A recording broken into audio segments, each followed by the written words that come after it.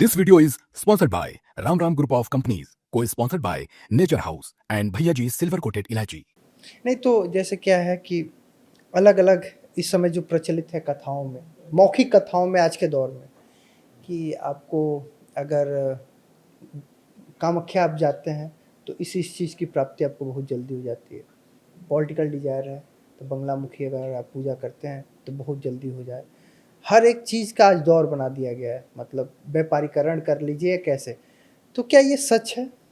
नहीं, ये सच नहीं है। मैं बहुत ब्लंट सीधी सीधी बात बोल रहा हूँ। लोगों ने कामाख्या को चुनाव जिताने का कोई कॉन्ट्रैक्ट वाली देवी बना लिया है। बगलामुखी को तो कॉन्ट्रैक्ट किलर टाइप का लोगों ने बना लिया कि बगलामुखी जब करवाएंगे तुम मर जाओगे। लोग डर भी रहे हैं आजकल, बड़े बड़े लोग बड़ी बड़ी पूजाएं करा रहे हैं। मैं इसको अस्वीकार करता हूँ। यह सबके लिए नहीं है, साधकों के लिए है, साधकों के द्वारा संभव है। ये जो रुपया लेके पैसा लेकर के जाते हैं, अनुष्ठान करते हैं, इसमें बहुत दम नहीं है। साधक करे तो संभव है। जिसने स्वयं बगलामुखी या कोई महाविद्या सिद्ध किया हो, वह जपेगा तो होगा। ये जो पंडित जी हैं, सत्यनारायण की कथा करते हैं, इनके जपने से, मैं किसी की आलोचना नहीं कर रहा हूँ, मैं एक सिस्टम की बात बता रहा हूँ। अच्छा, महाविद्याओं में भी मैं एक चीज यहाँ पे ऐड ऑन करूँ आपको।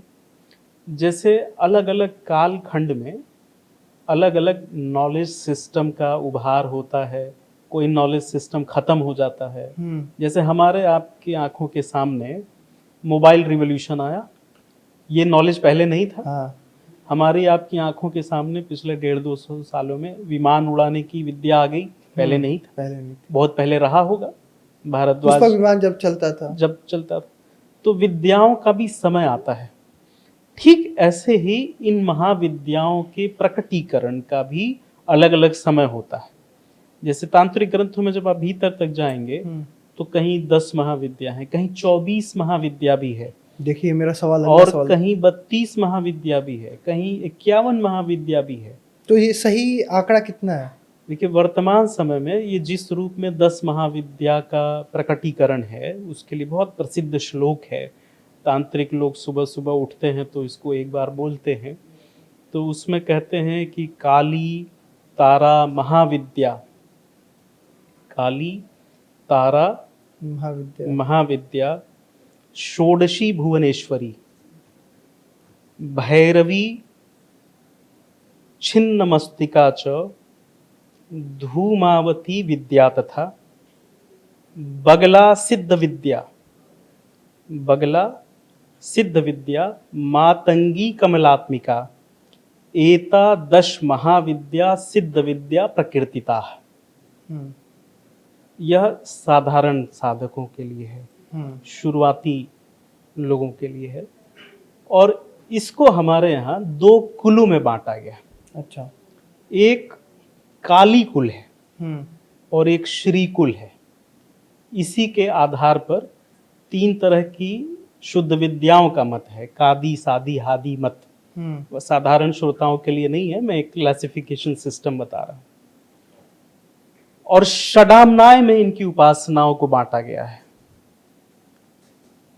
पूर्वामनाय है, पश्चिमामनाय है, उत्तरामनाय है, दक्षिणामनाय है, ऊर्ध्वामनाय है और एक सर्वामनाय है। यह जो आमनाय है, इसी से मठानुशासन निकलता है, जो शंकर की परंपरा वगैरह है। अब जब हम 10 महाविद्या की बात कर रहे हैं ना, तो ये 10 को जरा समझते हुए चले। क्यों 10 ही, 9 क्यों नहीं, 8 क्यों नहीं, 11 क्यों नहीं? यहां यह समझ लेना बहुत महत्वपूर्ण है कि ये 10 सिर्फ 10 नहीं है। ठीक है, यह 10 और 10 से परे भी बहुत कुछ है। जैसे कि 9 प्राकृतिक अंक हैं, 1 से लेकर के 9 तक। उसके बाद जितने भी अंक होंगे या जितने भी संभव होंगे, वो इन्हीं से मिलकर के मिश्र अंक बनेंगे। शुद्ध 9 ही है, 1 2 3 4 5 6 7 8 9। एक 0 भी आता है।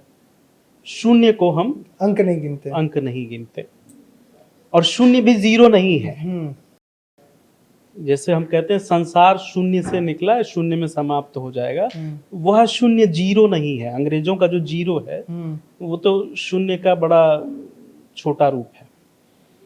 हम 10 की बात कर रहे थे। आप देखें 10 दिशाएं हैं, 10 दिशाएं। पूरब, पश्चिम, उत्तर, दक्षिण, ईशान, आग्नेय, नैऋत्य, वायव्य, ऊर्ध्व और अधो। ये 10 दिशाएं हैं। 10 पहला कंपोजिट नंबर है, और 10 को जब आप लिखते हैं ना तो उसमें क्या लिखते हैं? 1 और 0। शून्य। शून्य जिससे सब कुछ निकला है, या 1 भी निकला है। और 1 क्या है? ईश्वरवाची है। ईश्वर और ईश्वर द्वारा बनाया हुआ समस्त जगत, वह जब मिले तो क्या हुआ? 10 हुआ। 10 हुआ। दार्शनिकों की भाषा में कहा जाए तो यही शुद्धाद्वैत है ना? यही विशिष्टाद्वैत है 10। इसलिए विष्णु के भी 10 अवतारों की चर्चा होती है। ऐसे विष्णु के 24 अवतार भी हैं, कहीं किन्हीं पुस्तकों में अलग अलग भी है, लेकिन 10 अवतारों की चर्चा होती है। उसका भी रहस्य यही है। यह माया और ईश्वर दोनों का वाची है 10। 1 से लेकर के 9 तक जो हम अंक लिखते हैं, जब उसको अक्षरों में प्रकटीकरण किया गया, बीजाक्षरों में, तो उन 9 के लिए हम लिखते हैं क च ट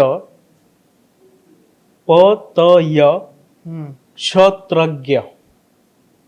आप तांत्रिक परंपराओं में देखेंगे कि इन 9 अक्षरों के साथ जोड़ करके अनुस्वार और दूसरे बीजाक्षर बहुत सारे मंत्र बने हैं। अच्छा। तो ये 10 वहां से आ रहा है।